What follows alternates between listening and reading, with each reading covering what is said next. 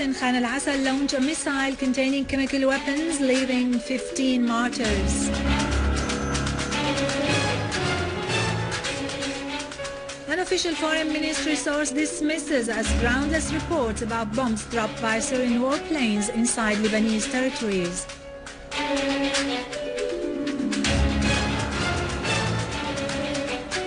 Al-Jafari says Syria confirms its absolute support for the world tendency to build an international community that is free of the use of force.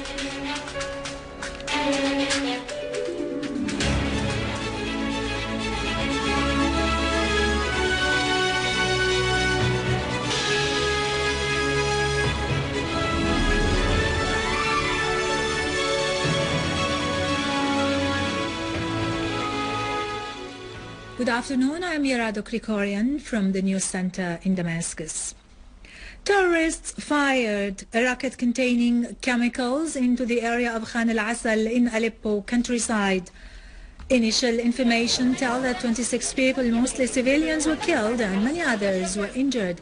The following TV footage from inside Aleppo University Hospital shows some cases of injuries caused by toxic gas. A medical source said that injuries were as a result of the inhalation of toxic phosphorus chemicals. طبعا مشاهدينا نحن الآن داخل مشفى حلب الجامعي.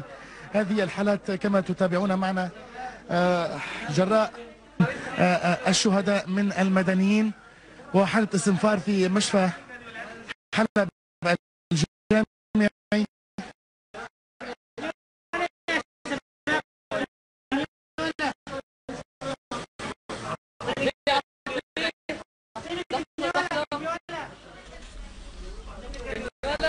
He warned that this crime was a dangerous action and the first reaction to the Arab League Council ministerial meeting's decision.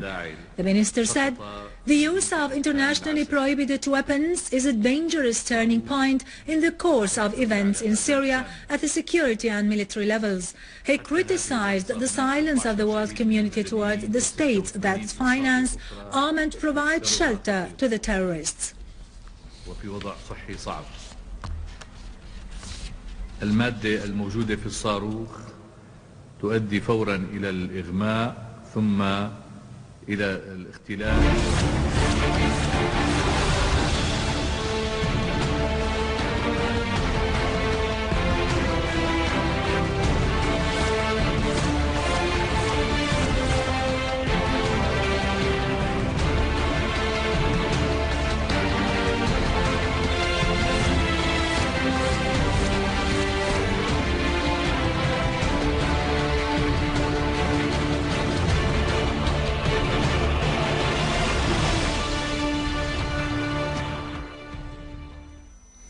An official source at the Foreign and Expatriates Ministry has said that the reports circulated by some Lebanese, Arab and international news media about bombs being dropped by Syrian warplanes inside Lebanese territories are totally groundless. In a statement, the source said that some countries that pursued a hostile policy against Syria through arming and funding the armed terrorist groups have promoted this false news. The source added that the ministry confirms as absolutely baseless such reports and asserts its respect for Lebanese sovereignty and keenness on Lebanon's security and stability. Iran has affirmed that the insistence of certain states to send weapons to the terrorists in Syria and refrain to violence constitutes an act of international terrorism. Iran denounced the flagrant foreign intervention in Syria's internal affairs. The Iranian Assistant Foreign Minister Hussein Amir Abdullahian said, "The solution in Syria is purely political and the Syrian people will not allow others from abroad to take decisions on their behalf." He pointed out that the recent acts of the terrorist groups against the Syrian people and the opposition that believes in national dialogue have failed. He called on all sides to resort to national and constructive dialogue with the The Russian Special Envoy to African States, Deputy Foreign Minister Mikhail Markelov, has said The BRICS group member states do not accept foreign intervention in Syria's internal affairs, and Margelov said the BRICS summit, due to be held in South Africa on the 26th and 27th of this month, will discuss the general course based on the principle of enabling the Syrians alone to solve their own problems.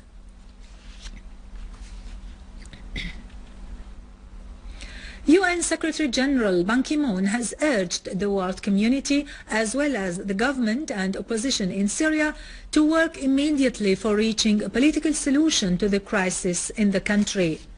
A statement issued by the spokesman of the UN Secretary-General has referred to the need for all parties to abandon the military option as a solution. It also warned against the repercussions of giving priority to armament over political dialogue, considering the events in Syria as having been the result of the first option.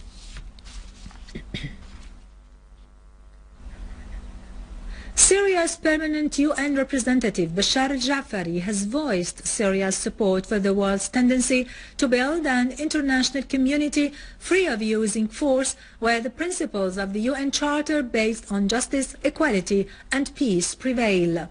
Syria is ready to take part in any international effort to achieve that goal and help come out with a concluding document that meets the aspirations of our people and governments, al-Jafari said in a speech at the United Nations Conference on the Arms Trade Treaty held yesterday. He added that any future treaty on arms trade has to reiterate the states' right, according to the UN Charter, particularly Item 51, to acquire all suitable means to preserve their national security, and stress the rights of the peoples who live under foreign occupation to self-defense and self-determination. Al-Jafari referred to Israel's involvement in the illegal arms trafficking in the world, which encourages drugs gangs and separatist movements. He also referred to Syria's suffering from terrorism and sabotage based on extremist and takfiri fatwas issued by instigators who are hosted by Arab, regional and Western states, and terrorist groups on top, al-Qaeda-linked Jabhat al-Nusra, are carrying out the acts of terror in Syria. These groups could have never been active without the funds, weapons and training supplied to them by a number of Arab, regional and Western countries, al-Jafari said. He added that the latest statements of a number of countries to supply and increase the level of arming to those terrorist groups in Syria is a matter of concern, as they really know the nature and essence of these groups.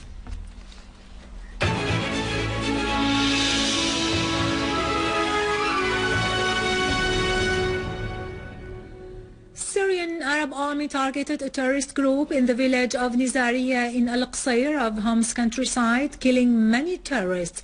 The terrorists killed included Khaled al-Rai, who was known as one of the most dangerous terrorists in al-Qasir. Syrian Arab army also killed many terrorists who were hiding in An-Nur mosque west of the schools in the neighborhood of Karam Shamsham.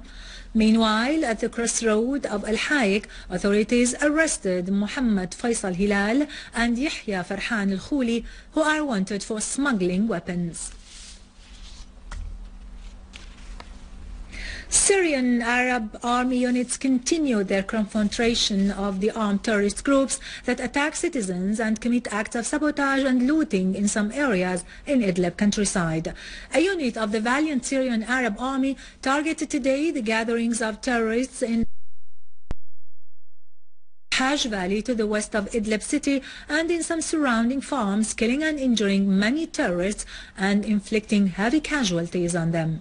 The Syrian Arab army in Ma'arat al-Numan and the surroundings of Wadi al-Daif and Hamdiya, killing most of them and destroying their vehicles and weapons. Another army unit confronted terrorists that tried last night to attack two military posts in Fayloun and Dreamland near the city of Idlib, killing many of them, while the rest ran away into neighboring farms.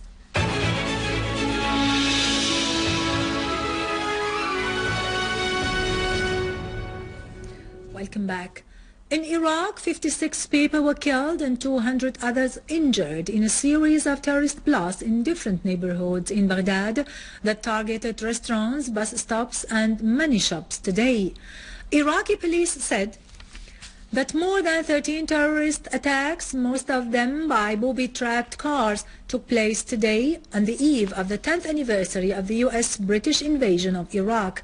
Meanwhile, Iraqi police arrested 26 armed men who had 33 explosive devices and rockets in al-Mahmudiyeh, south of Baghdad.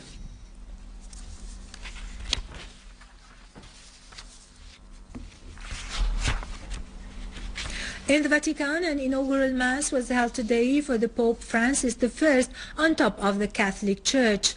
The Mass was attended by a number of world leaders in addition to thousands who gathered in St. Peter's Square.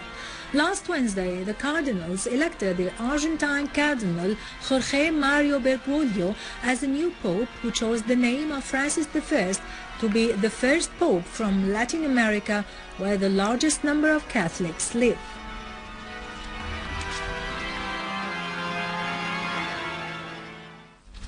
With this, we end our news for today. Thank you for watching. For more news about Syria and the region and to view this bulletin again, you can always visit our website in English, syriaonline.sy. Now to latest business and market news with Nariman Qassam after a short break.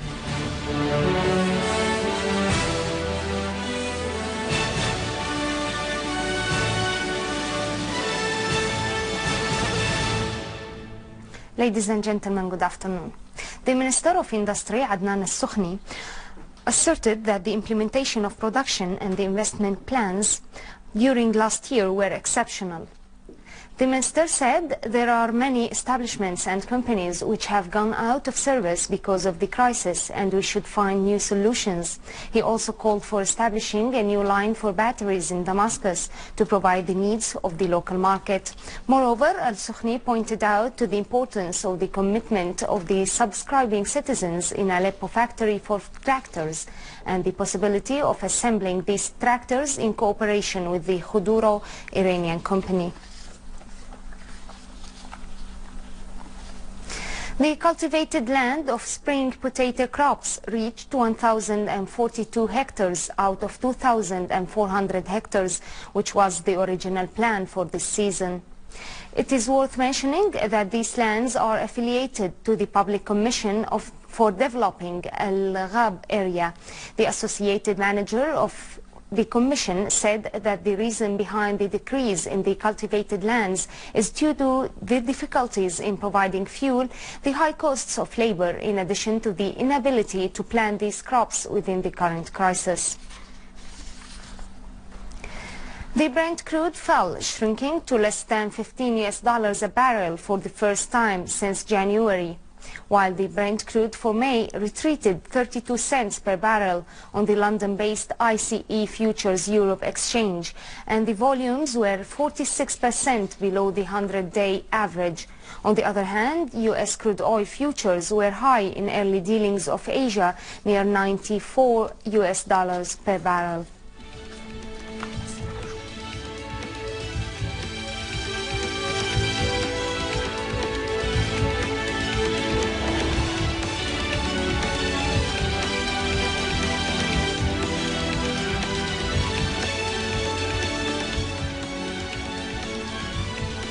European shares fell for a third day before the Cypriot lawmakers vote on a 5.8 billion euros of the bank deposit levy, which is needed to win a bailout, whereas the US index futures were little changed and the Asian shares climbed. The Nikkei index rose 1.5% after the market registered its biggest fall in 10 months.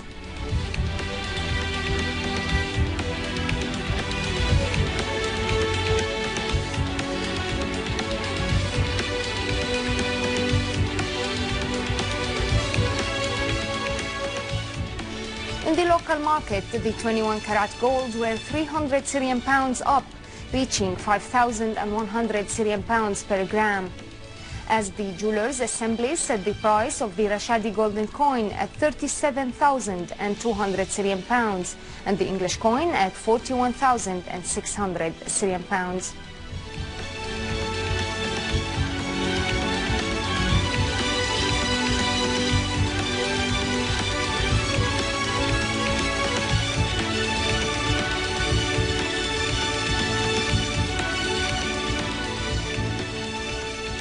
The yen weakened weakened for the first time in 4 days against the US dollar before changing leadership at the Bank of Japan amid speculations for an expanded monetary easing, while the Japanese currency declined against most of its major peers as the Asian shares rebounded from yesterday's biggest drop in more than 7 months. The euro fell for a second day against the US dollar after media reports said that the Cypriot parliament will not approve a bank deposit levy to help fund the nation's bailout.